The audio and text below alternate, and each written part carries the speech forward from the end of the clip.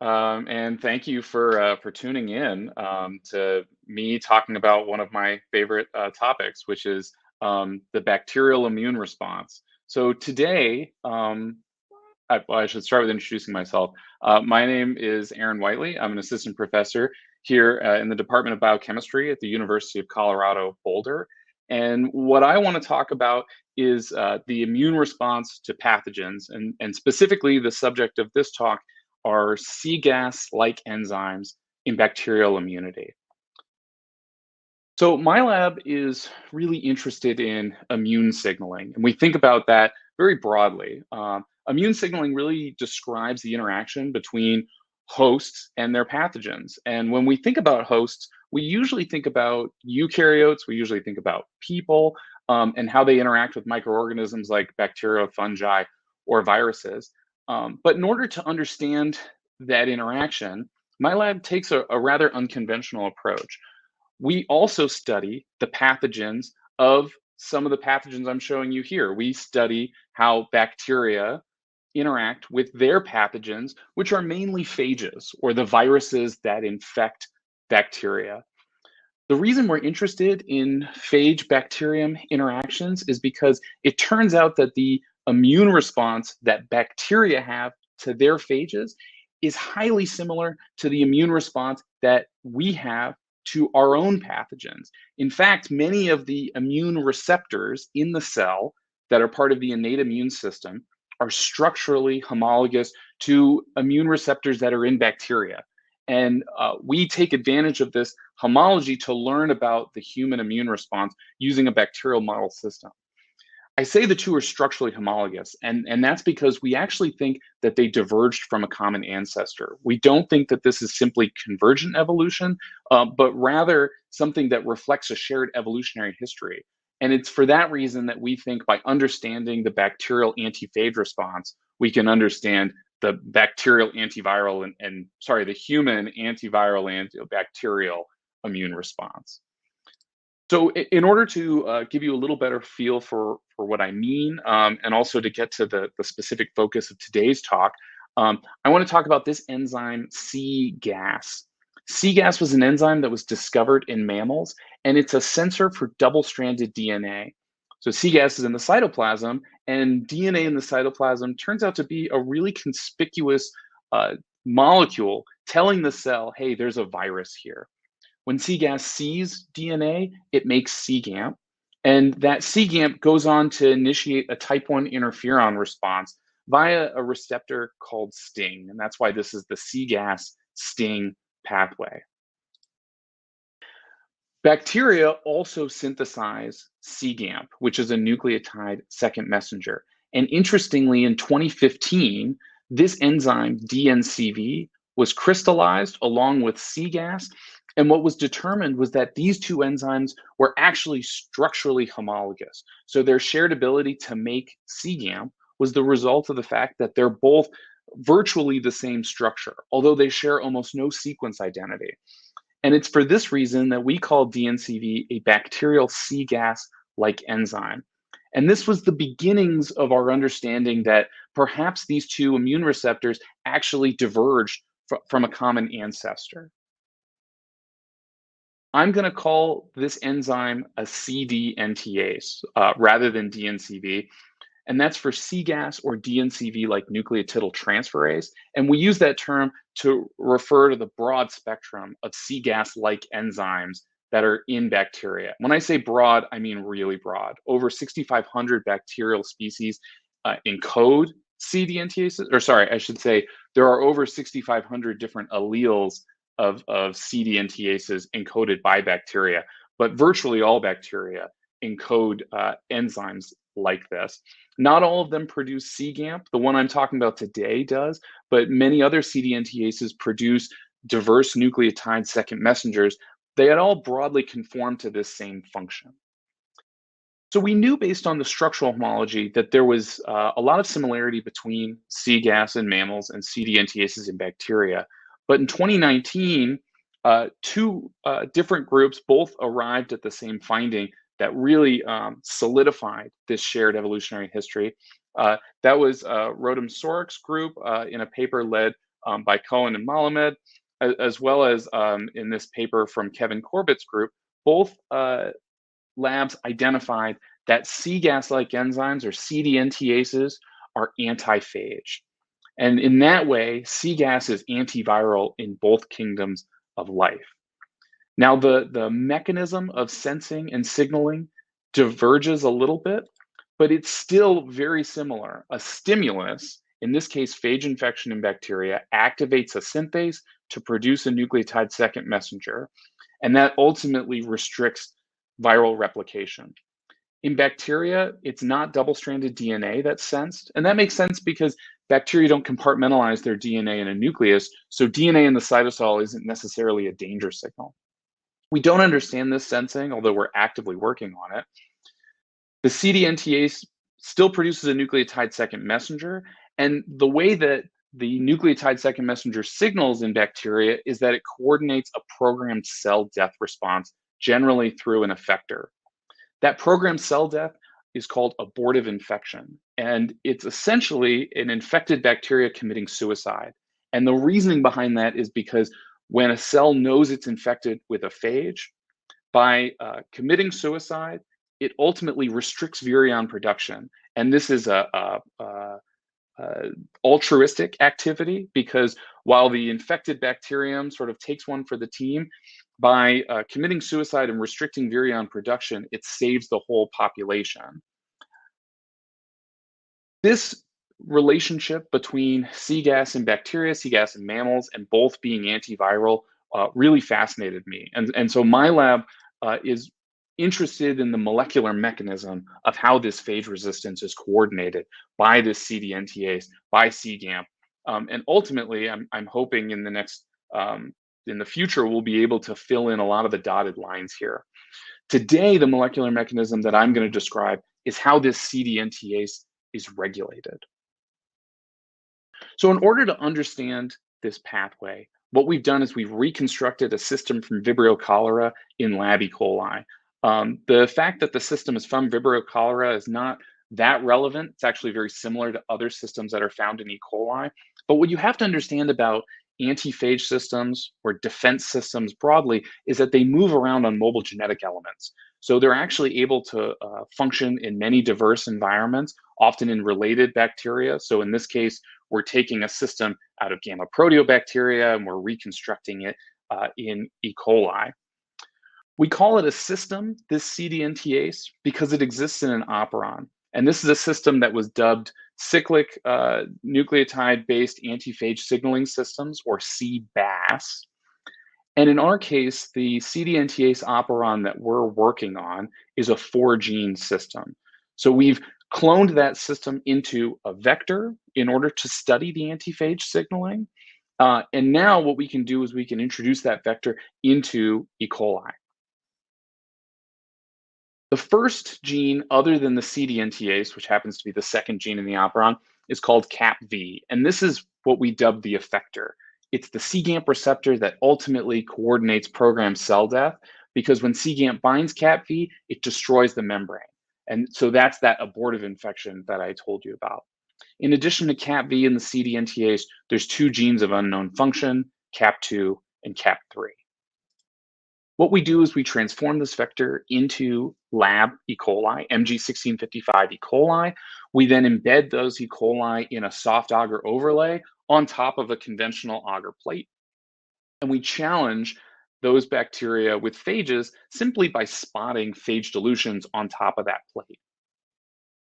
Here's what the data for that actually looks like. So what we're looking at is we're looking down on a plate, and we're looking at the soft agar overlay that's on top of the nutrient agar, and we've spotted different phage dilutions now going from a very concentrated to a very dilute amount.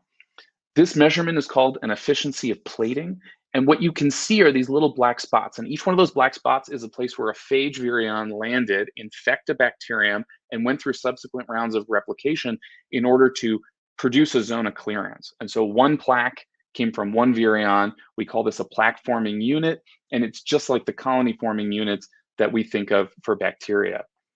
We're using phage T2, and you can see that this phage readily forms a plaque when we infect bacteria that are transformed with an empty vector.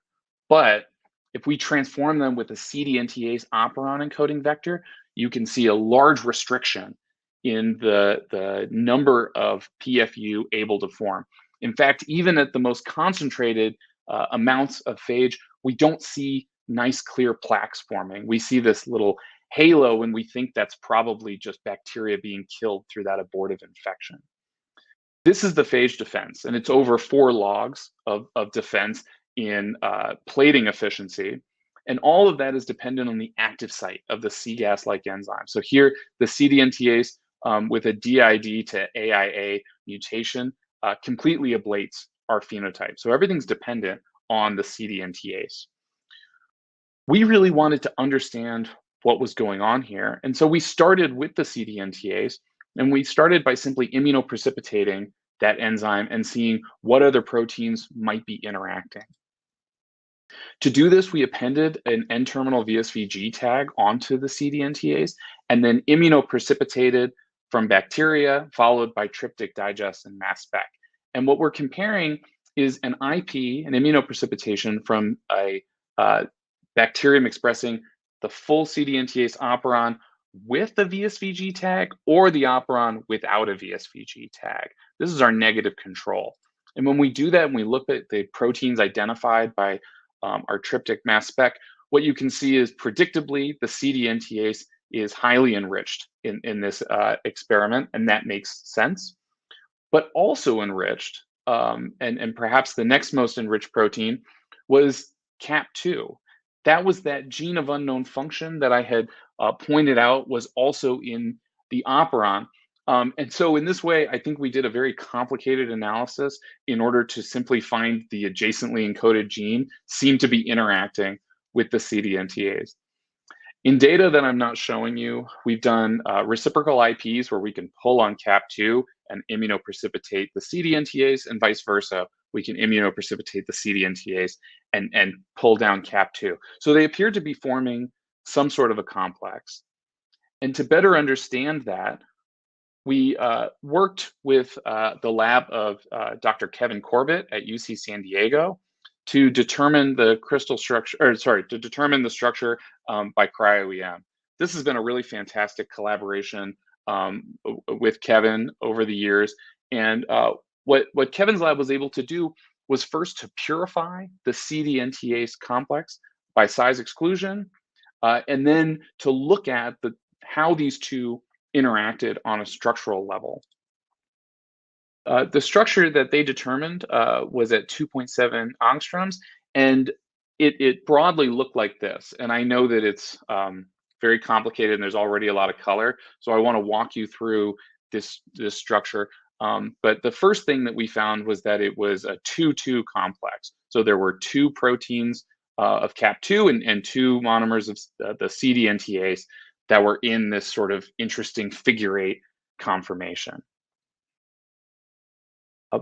By just focusing first on CAP2, so I'm graying out the CD-NTase in this structure, what we could tell was that CAP2 had 2 different protein domains. One domain had homology to an E1 enzyme, and the other had homology to an E2 with a very interesting linker in between. The E1 domains formed a dimer, and this dimer is sort of interesting. You can imagine if your hands were CAP2, and then you press your palms together, the E1 domains are the palms, and the E2 domains are the fingers, and your fingers, as they wrap down, actually show you that the E2 domain of one monomer interacts with the E1 domain of the other monomer. So it's a really interesting configuration, and this has been seen before for other E1 enzymes. That's because E1 and E2 like enzymes have been studied for a long time because they're the principal component of the ubiquitin transferase machinery that's found in eukaryotes. This was really cool to find in a bacteria. Bacteria have homologs of E1 enzymes that are core components of molybdopterin biosynthesis pathways or a couple other biosynthesis pathways. But this was the first E1 E2 fusion protein that had really been investigated and identified. And it was just exciting because here we were working on something that's cGAS-like, and now we have something that's ubiquitin transferase-like. So ubiquitination, just to refresh everyone's memory from your Cell Bio 101 class, starts with an E1 enzyme that amylates ubiquitin, which is a small protein modifier used ubiquitously within eukaryotic cells. E1 forms a thioester with ubiquitin, and then it shuttles that thioester activated ubiquitin onto an E2 protein, where it forms another thioester on a different cysteine. An E3 is used in conjunction with an E2 to then ultimately transfer the ubiquitin onto some substrate, and that's typically on a lysine side chain. Here we found a fusion protein. CAP2 has an N-terminal E2 and a C-terminal E1, complete with the ampylation active site. And it looked like it was poised to do some sort of transferase reaction. If we now broaden our what we're looking at to look at the whole structure, not just the CAP2 portion, what I hope you can appreciate is that the CD-NTase bridges the E1 and the E2 domains. And in fact, it's very close in proximity to the active sites of these E1 and E2 domains, which are very close to each other. Bacteria, or at least in this case, we now have an E1, we have an E2 domain in this fusion protein. But I think I mentioned that at least in E. coli, where we're looking, there aren't E3 homologs. There aren't beta-grasp ubiquitin homologs that are standalone in the way we think about ubiquitin. And so we were struggling to understand what it was that CAP2 could be doing and what this complex with the CD-NTase was really teaching us. And it was at that time when we were able to look closely, and the structure told us a lot more about what was happening. By focusing on that E1 and E2 active site, which were inactive in the enzymes that we ultimately determined the structure of, what we could see was the C terminus of the CD-NTase was in the E1 and the E2 active site. And on the C terminal residue, what we saw was an AMP molecule had already been added.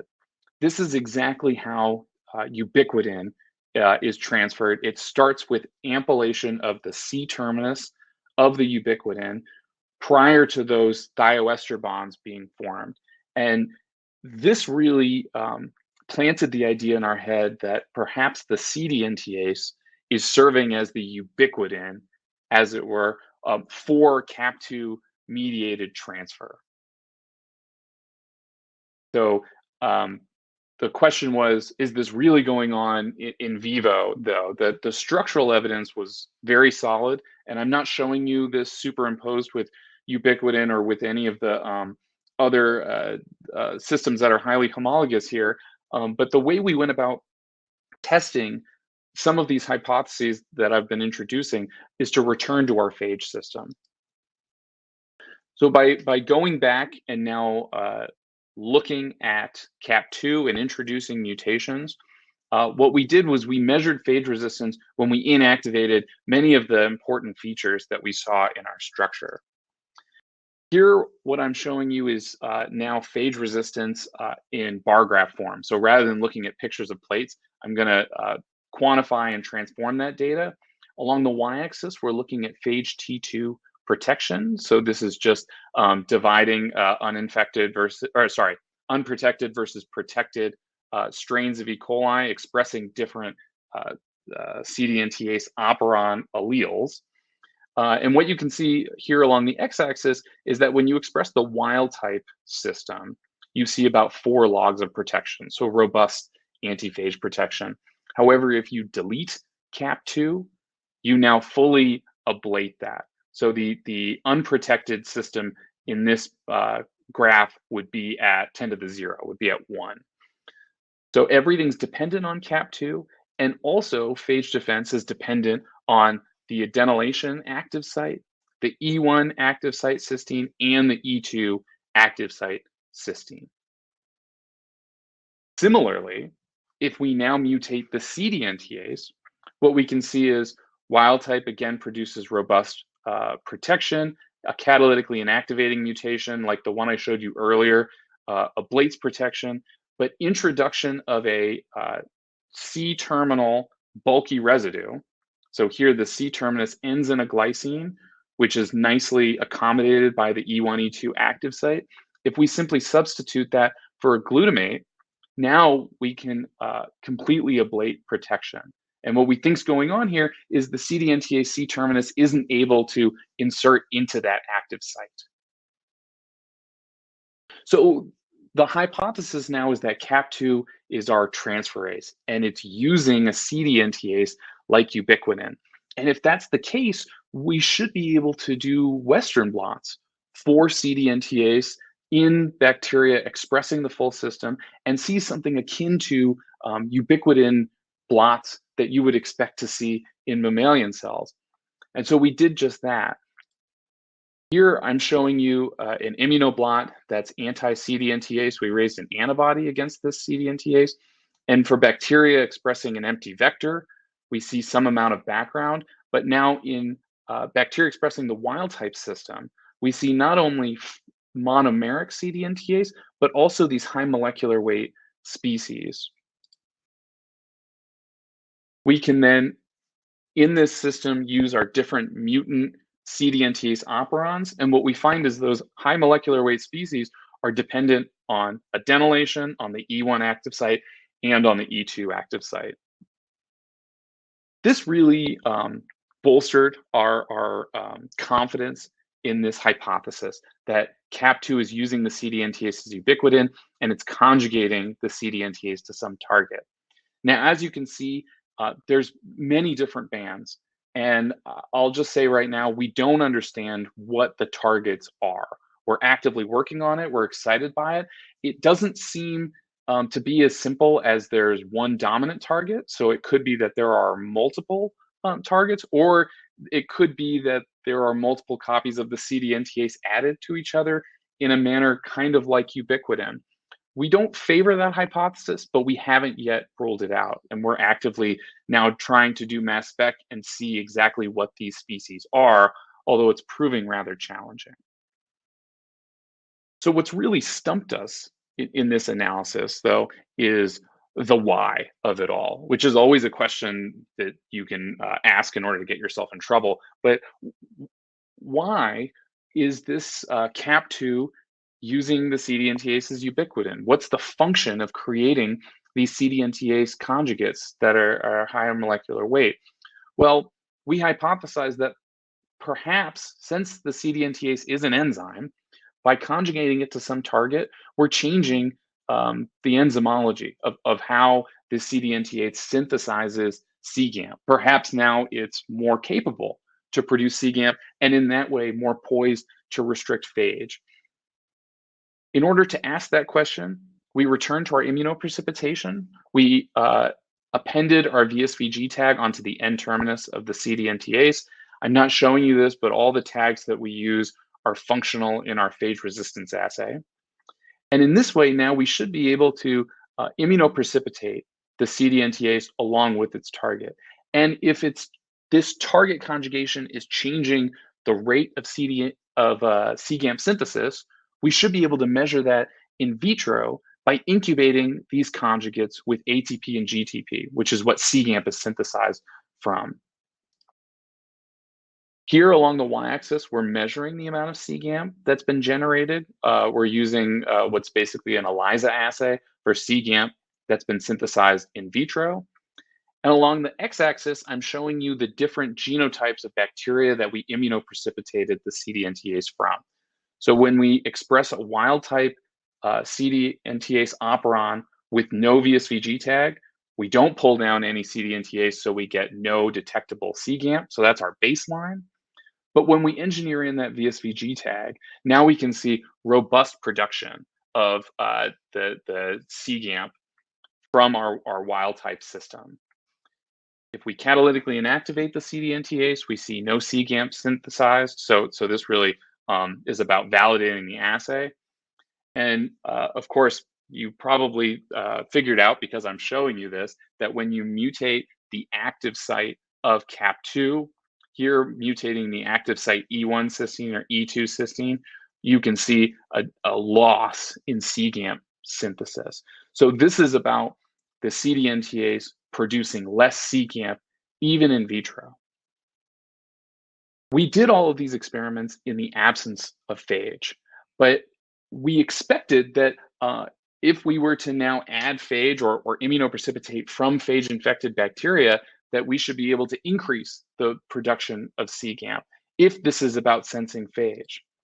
However, when we do that experiment, and now we look at cGAMP generated from immunoprecipitated CD-NTase, either from uninfected or infected bacteria, we don't see a change in the amount of cGAMP that's being synthesized.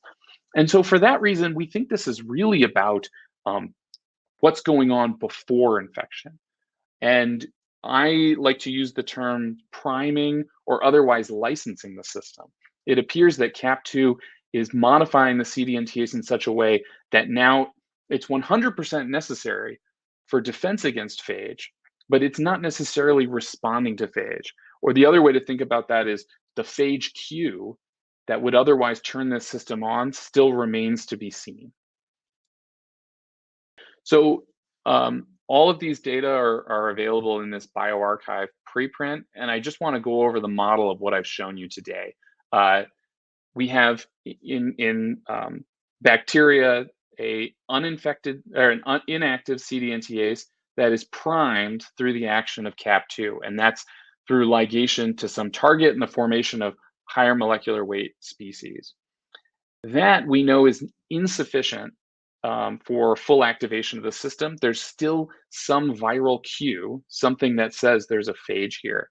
And while we can see evidence for this priming in vitro, we don't see this producing in vivo cGAMP, because in vivo cGAMP ultimately leads to abortive infection and effector activation.